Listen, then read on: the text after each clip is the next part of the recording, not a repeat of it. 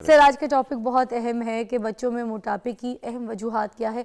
यहाँ से शुरू करते हैं फिर आगे चलते हैं। अच्छा, सबसे पहले तो ये कि आपका और प्रोड्यूसर साहब का बहुत शुक्रिया कि बहुत अहम टॉपिक पे आपने जो है ना ये प्रोग्राम कर रहे हैं। This is actually a major concern for public health all over the world, not only in Pakistan. आप देखें कि ग्लोबली अराउंड 40 to 50 मिलियन जो हैं बच्चे ओवरवेट या मोटापे का शिकार है। So it is a global concern, global issue. दूसरी बात यह है कि पाकिस्तान में अगर आप देखें, कुछ अर्सा पहले एक सर्वे हुआ कराची में, और उसमें वो डिफरेंट स्कूलों में गए and they find it out कि 30 से 40% बच्चे जो हैं वो ओवरवेट हैं या मोटापे का शिकार है।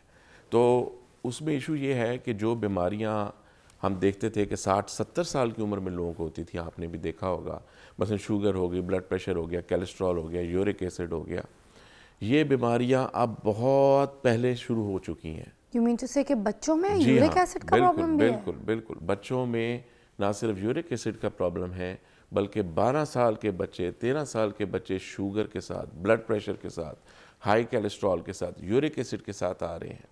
तो ये आप अंदाज़ा लगा लें इसकी सेवेरिटी का कि ये कितना मेजर कंसर्न है हमारे लिए और हमारे आने वाली जनरेशन्स के लिए। यानी कि जो बीमारियां आपको 70 साल की उम्र में होनी थी या 60 साल की उम्र में होनी थी, वो आपको 12 साल की उम्र में हो रही हैं।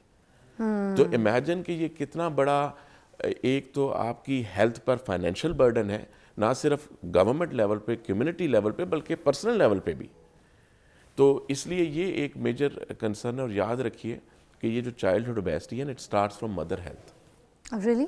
यस, ये आप ये बात याद रखें कि जिस तरह वो एक मशहूर मकाला है कि एक healthy mother can give birth to a healthy child. अगर जो it starts from preconception, actually from conception.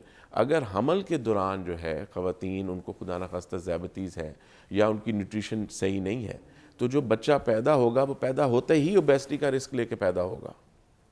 और जो बच्चा ओबेसिटी के रिस्क के साथ पैदा हुआ है, उसके चांसेस बहुत ज़्यादा हैं कि वो आगे अगले 5-10 सालों में उसका मोटापा बहुत शदीद अख्तियार कर जाएगा। तो इसलिए ये है कि it starts from, we need to recognise this, we need to remember this, it starts from preconception.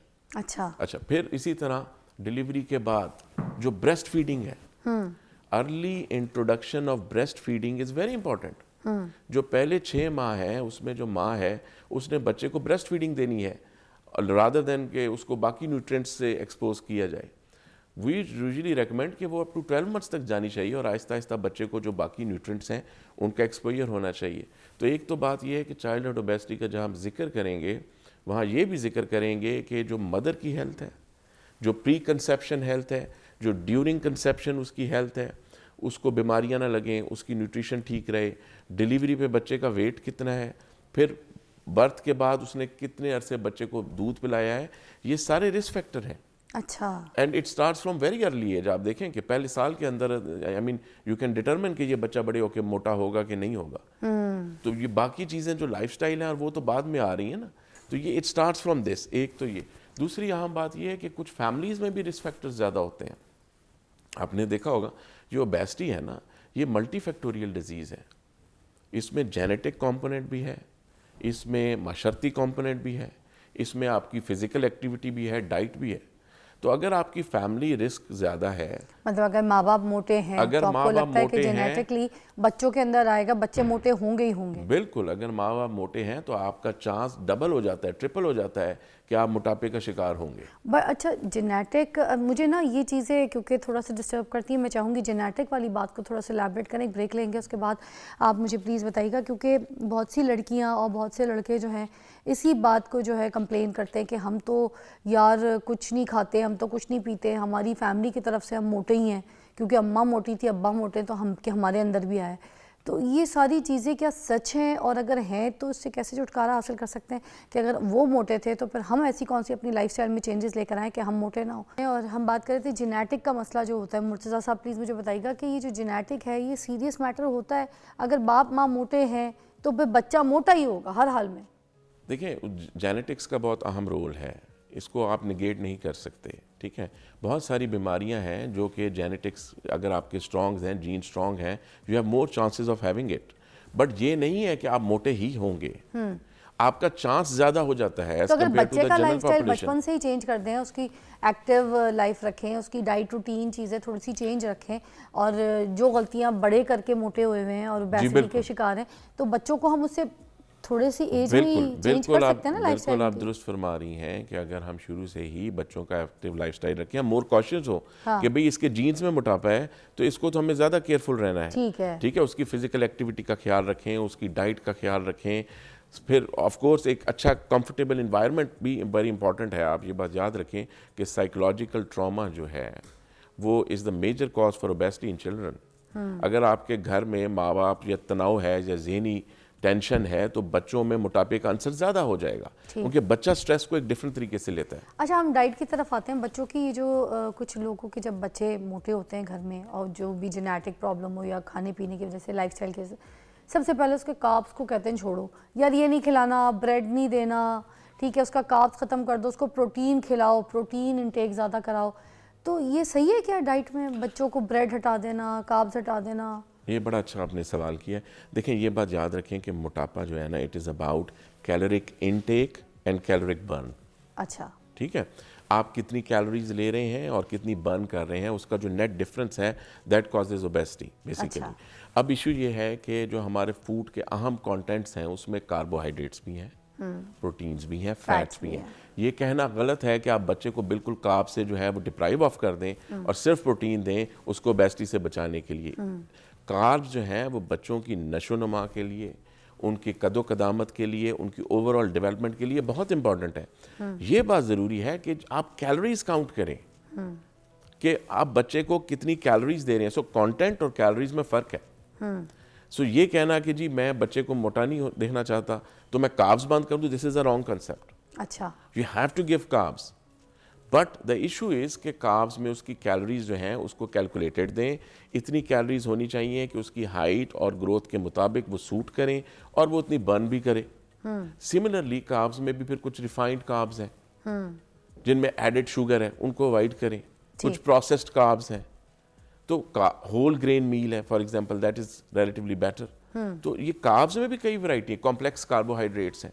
अच्छा। सो कार्ब्स में बहुत वैरायटी है, लेकिन सिर्फ ये कहना कि जी कार्ब्स बंद कर दो और बच्चे को प्रोटीन दे दो, दैट इज रॉन्ग। अच्छा, तो उसका मतलब है खिलाएं पिलाएं सब कुछ, हम उसका मसल गेन जो है वो जी जो बिल्कुल बिल्ड हो रहा है वो हो, उसकी ग्रोथ के लिए आप कह रहे हैं कि बच्चे की ग्रोथ के लिए कार्ब्स भी ज़रूरी है, फैट्स भी ज़रूरी है और प्रोटीन भी ज़रूरी है। जाहिर सी बात है, हार्मोनल चेंजेस होते हैं बच्चों में, हार्मोन्स बन रहे होते हैं, ग्रोथ हो रही होती है। तो आप कहते हैं कि सारी चीज़ें हमें खिलानी चाहिए एक खास मकदार में, खास कैलोरिक इनटेक में।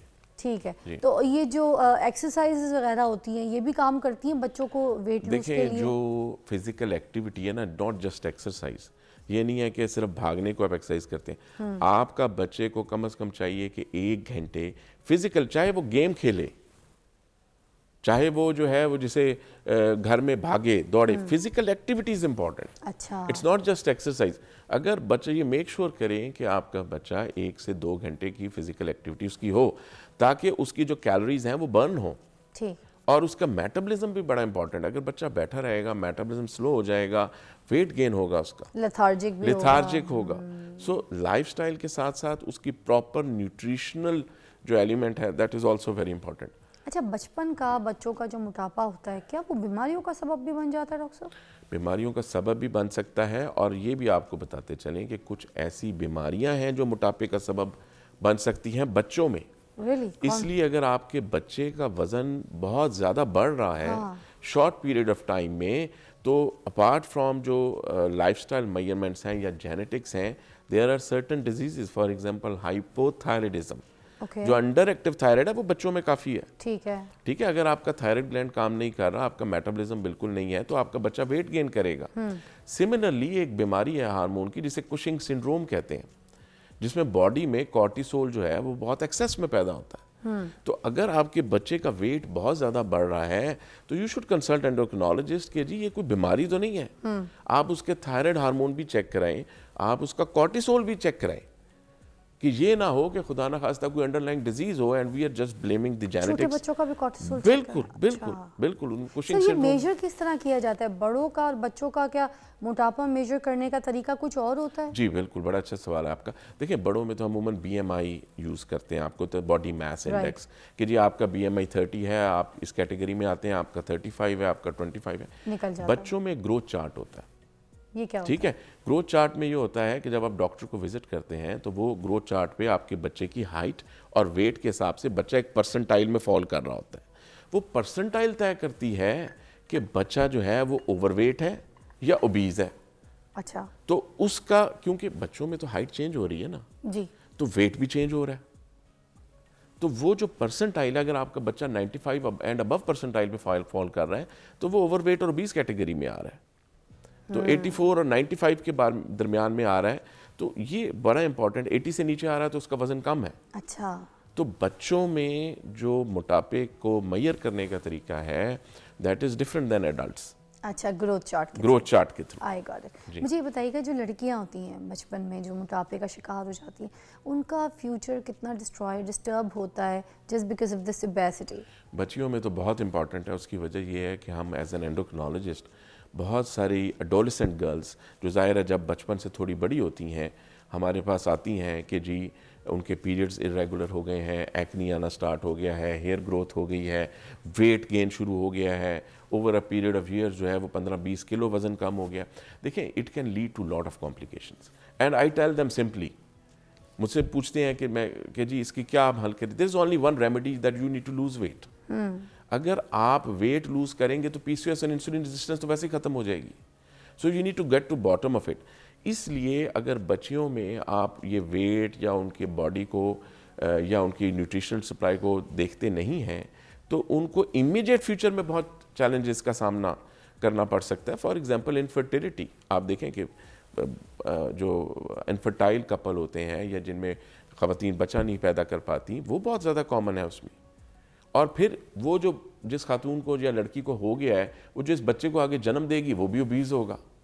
सो it comes in generations then. I got it. ये जो मोटापे का शिकार बच्चे होते हैं, क्या वो जहनी और समाजी दबाव का भी शिकार होते हैं? जी बिल्कुल। ये देखें, जो सबसे बड़ा इसका इफेक्ट है ना, वो साइकोलॉजिकल जो इफेक्ट है वो बहुत ज़्यादा है। आप देखें, इवन हम माशरे में अपने कोई बंदा बहुत मोटा हो ना, तो आम बड़ा भी हो तो उसे लोग कहते हैं कि जी मोटा कह के पुकार लेते हैं, या चलो बड़ों में तो ठीक है। बच्चों में जो है वो शुरू से ही उनको बाकी बच्चे टारगेट करना शुरू कर देते हैं कि वो देखो वो मोटा जा रहा है, वो देखो वो उसके चेहरे पे बाल हैं। ये जो चीज़ें हैं ना, ये भी हमें सोसाइटी से ख़त्म करनी है। हमें लोगों को ये भी टीच करना है कि भाई किसी का वेट अगर ज़्यादा है या कम है तो ये कोई सोशल स्टिग्मा नहीं है, this is just a body. और फिर क्या होता है, तालीम में नहीं परफॉर्म कर पाते।